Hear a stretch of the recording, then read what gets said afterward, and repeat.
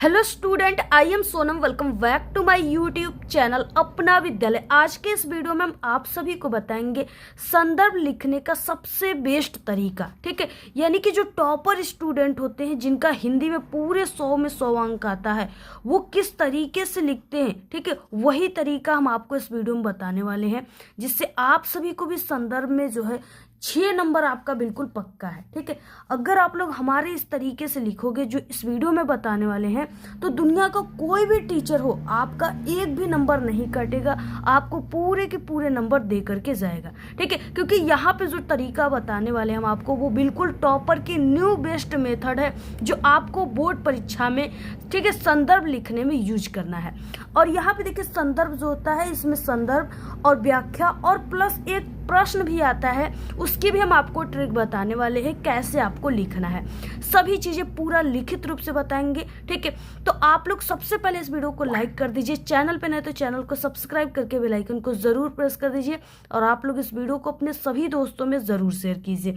हम आपको बता दें कि देखिए, संदर्भ जो है यानी सभी लोग तो लिख लेते हैं, लेकिन क्या है कि किसी को पूरे 6 में 6 अंक नहीं मिलता है।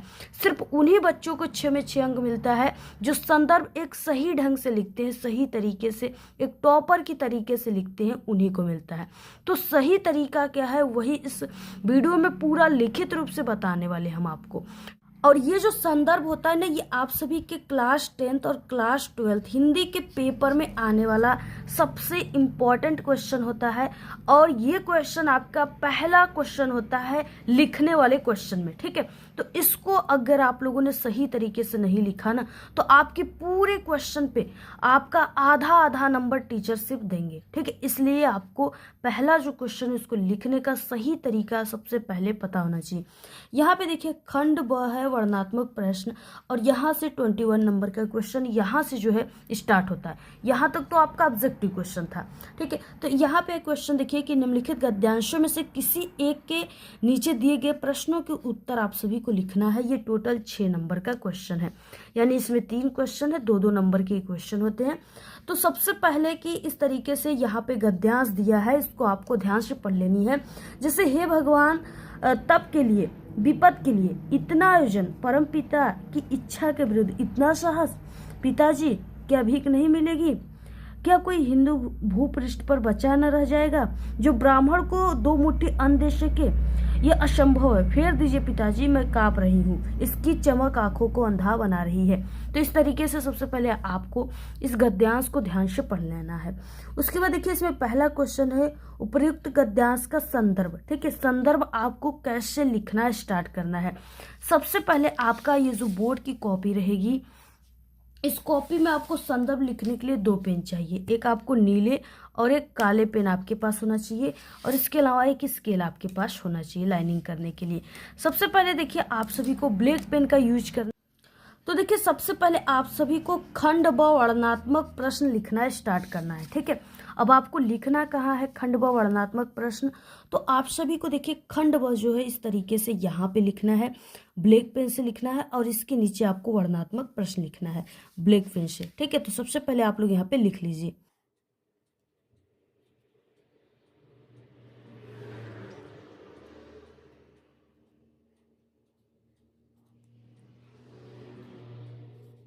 आपको ऐसे खंड ब वर्णनात्मक प्रश्न लिखने के बाद, अब ये क्या है, ये गद्यांश है। ठीक है, तो आप सभी को क्या लिखना है, ब्लैक पेन से लिखना है गद्यांश उत्तर।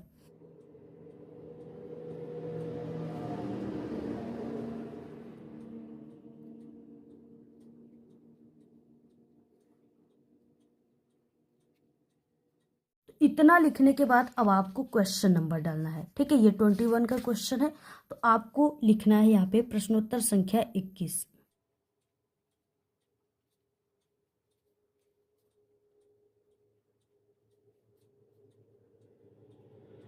इतना लिखने के बाद अब आपको देखिए क्या करना है, इसमें 2 गद्यांश दिया होता है।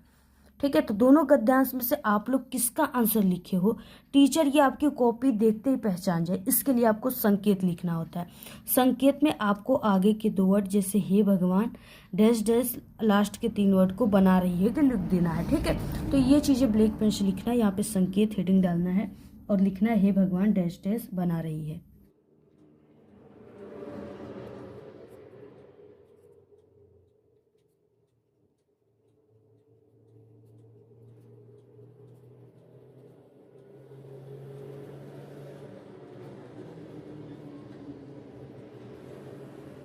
अब इसके बाद आप सभी को देखिए यहाँ पे क्या है कि इसमें पहला क्वेश्चन संदर्भ लिखा गया है, ठीक है।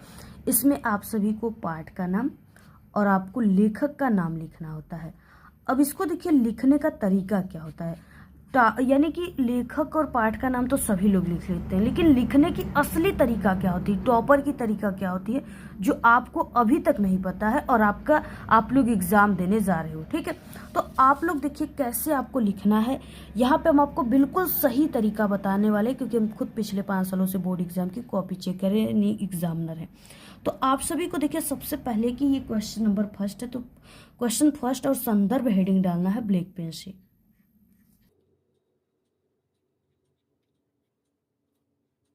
अब देखिए यहाँ पे अगर परम पिता आ जाए, पिताजी आ जाए, ठीक है, और इसके अलावा ममता आ जाए, तो आपको समझ जाना है कि ये ममता पाठ से है। इसके लेखक जयशंकर प्रसाद जी हैं। अब आपको देखिए इसको लिखना कैसे है, ठीक है।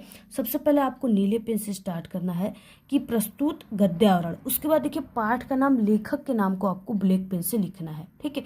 तो प्रस्तुत गद्यावरण जयशंकर प्रसाद के द्वारा लिखित हमारी पाठ्य पुस्तक हिंदी की।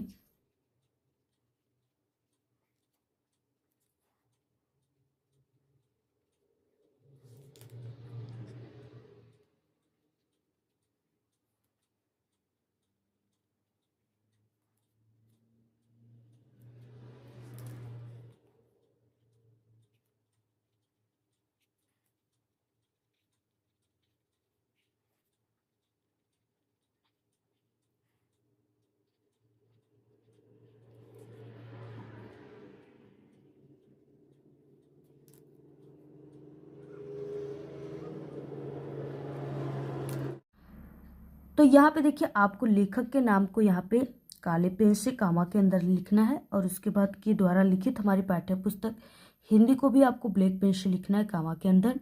उसके बाद ये गद्यांश है, तो आपको लिखना है गद्य खंड में संकलित ममता नामक पाठ से लिया गया है।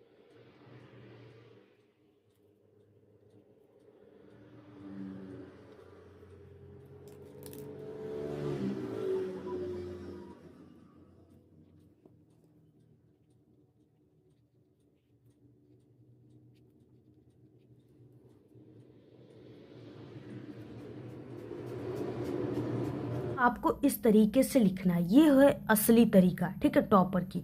यानी प्रस्तुत गद्यावरण जयशंकर प्रसाद के द्वारा लिखित हमारी पाठ्य पुस्तक हिंदी के गद्य खंड में संकलित ममता नामक पाठ से लिया गया है, ठीक है। यही तरीके से आपको लिखना है। इससे पहले आप लोग जो भी तरीका जानते हैं वो बिल्कुल गलत है, क्योंकि सही तरीका ये है, ठीक है। तो इसी तरीके से आपको अगर आप लोग इस तरीके से लिखते हो तो आपको पूरे के पूरे 2 नंबर देंगे, चाहे कोई भी एग्जामिनर हो, चाहे कोई भी टीचर हो, आपको पूरे 2 नंबर देंगे, आधे नंबर भी आपका नहीं काटेंगे, ठीक है।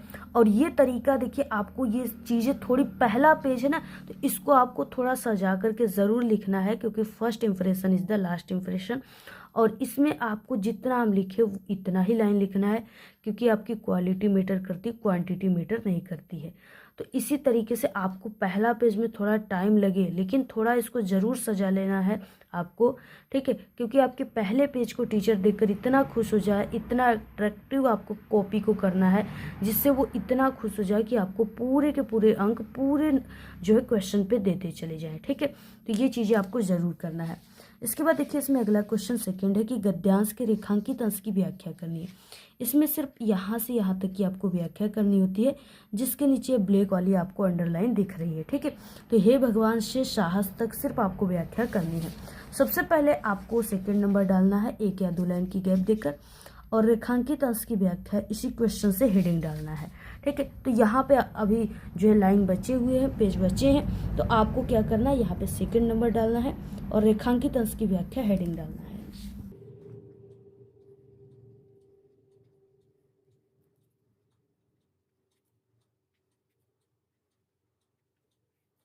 तो यहाँ पे रेखांकित अंश की व्याख्या हेडिंग डालने के बाद अब आपको व्याख्या कैसे करना है, तो देखिए जो चीज़ें हैं ना, उसी को थोड़ा सा अपने शब्दों में इसको बनाकर लिखना होता है। पहले कि आपको स्टार्ट करना है उन 4 वर्ड से जिसे टीचर सबसे ज़्यादा फोकस करते हैं, वह कि प्रस्तुत, और ये गद्यांश है, तो गद्यांश में लेखक, और ये किसके द्वारा लिखी गई, जयशंकर प्रसाद के द्वारा। तो आपको लिखना है प्रस्तुत गद्यांश में लेखक जयशंकर प्रसाद जी कहते हैं कि, यहाँ से आपको स्टार्ट करना है नीले पेन से।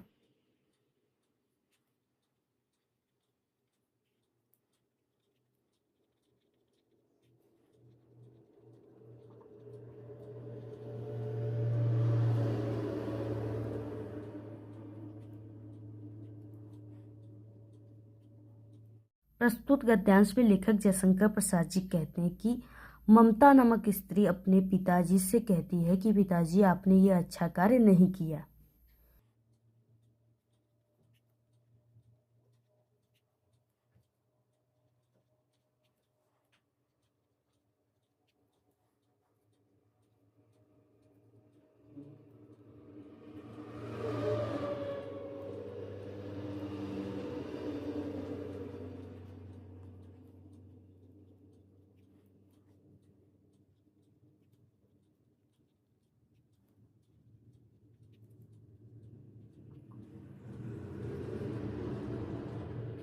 यानी प्रस्तुत गद्यांश में लेखक जयशंकर प्रसाद जी कहते हैं कि ममता नामक स्त्री अपने पिताजी से कहती है कि पिताजी आपने ये अच्छा कार्य नहीं किया। यदि भविष्य में विपत्ति आती है तो भीख मांगकर हम अपना पेट पाल लेंगे। इस घूस लेने से तो कहीं श्रेष्ठ भीख मांगना है।